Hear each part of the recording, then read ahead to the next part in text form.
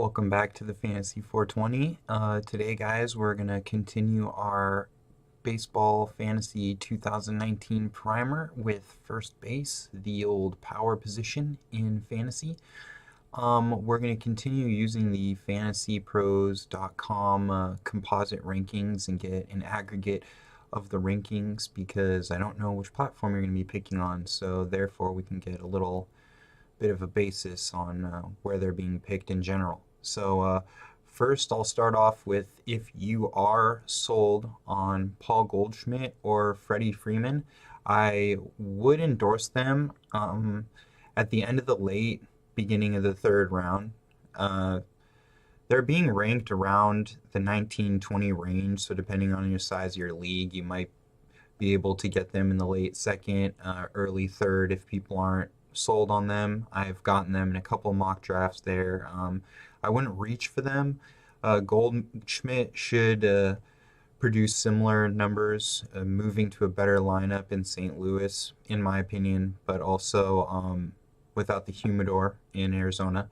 And Freddie Freeman, I would say adding Donaldson and another year of Albies and Acuna, they're probably going to produce more runs also, and you know what you're going to get, probably at least around 25 home runs, 100 RBIs, batting 300. So definitely wouldn't mind taking either of those two guys if you wanted. So the first guy, though, I will vouch for personally this year is Rhys Hoskins for Philadelphia.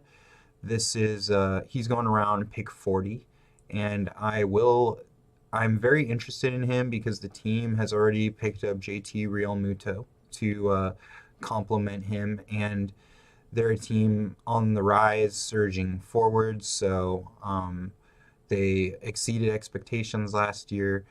Already got Realmuto. They're still in the Machado Harper sweepstakes. If they landed another one of those guys, great. Just won't be able to pitch around Hoskins. He's going to hit near the top of the order. He was fifth in home runs and fifth in RBIs coming out of the position last year and batted only 246. So I think those numbers will either stay the same or go up. And it's still his second full season with the team. So there's no reason to think that he won't improve with more protection and just a better roster overall and more experience. So I do like Hoskins there. Moving on, I do like Joey Votto. He's going around pick 50. Last year, he was a first or second round pick, so there are going to be players who were scorned by him. He had a very down year, but that's going to get him at a discount. I expect him to have a major bounce back.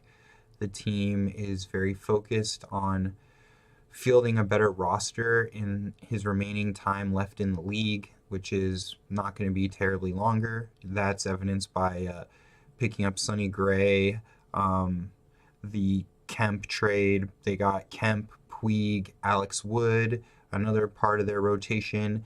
Then also a young roster around him that did well last year with Suarez, Peraza, Scooter Gennett. So they're looking up, and I think that while they might not necessarily make the playoffs, I think they'll try to make the playoffs and they'll hover around 500. And much like you just won't be able to pitch around him because he'll have talent, he'll have more people getting on base, they'll just be scoring more runs in general. I think Cincinnati will be a lot better than last year, and I think Votto will return a lot of that value. And if he beasts up like we know he can, he could go from that fifth or sixth round guy who people were scoring on last year to returning his second round value he was predicted at last year. Who knows? So I believe in him as a talent in general, I guess. So yeah, he could be closer to the 36 home runs, 100 RBI 2017 mode Votto, I think. So by him. Daniel Murphy, he's being picked at around pick 70. He moved from Washington to Colorado, so he's going to get that Coors Field bump. He also has second base eligibility, which is really nice, and I believe in the talent. So if healthy, he's just a career 300 hitter, and he'll produce average. He'll get around 20, 25 home runs, and he'll get the RBIs as well. I also just think the Rockies will be in the mix in that division in general. I think that with them and the Dodgers, I think the Dodgers lost a little bit of their depth. So the Rockies will be contending, and I think he'll be a big part of that. If he can stay healthy, he could definitely um, come up big for you there. And a lot of people in this range also, I feel like, have a lot of downsides, whereas Murphy just fills it up. Where you have Edwin Encarnacion, Matt Olson, Joey Gallo tanking your batting average, or Moustakas is supposedly going to come back in Milwaukee, so him and Travis Shaw might be in a split with no DH in the National League. I just feel like if you're gonna take a run at a first base, and if you need a second baseman as well, Murphy's a good pick right there. The main guy I want to highlight in this, if you're gonna punt first base, you didn't get any of those main guys, or you wanted to pick other players in the beginning of the draft, and you just find yourself needing a first baseman, I really like CJ Cron this year. He moved from Tampa Bay to Minnesota, so he's being picked in around 245, so around the 25th round or so. He was moving from Tampa Bay to a second, third place-ish team in Minnesota. I expect the Indians to still win the division, but I'm a little lower on their win total this year, and I expect the White Sox and Twins to be right there competing for second place, and maybe somebody surprises and wins the division out of those two in particular. But I think that they signed him away from Tampa Bay, so they gave him the money and the starting spot. He's projected to hit around second in the batting order, so he's going to see a lot of at-bats, and he's not going to have that I don't know what I'm going to be doing in Tampa Bay. Am I going to be traded? Am I not going to be here next year? I think he's going to settle into Minnesota and just be really nice there. He hit 30 home runs last year, so I think that he's going to gel in with that nicely. He doubled it from 2017, hitting around 15 home runs to 29, and I think he's going to finally land in a spot where he's a little bit more comfortable and beast up. He also has a lot to play for, being 29 years old, and next contract will probably be his last chance at a big one. So I like CJ Cron this year. Finally, rounding it up, I think that Yahoo does have Robinson Cano as a first baseman at around 117. He was just landed in a big trade for the Mets. Obviously, he's going to play, and I still believe he's a good player. He was still producing last year before he got suspended, and I think the Mets will be pretty good. So if you're playing Yahoo and you need a first baseman, I think Robinson Cano's worth it there. You could also slide him in at second base too, so that's nice.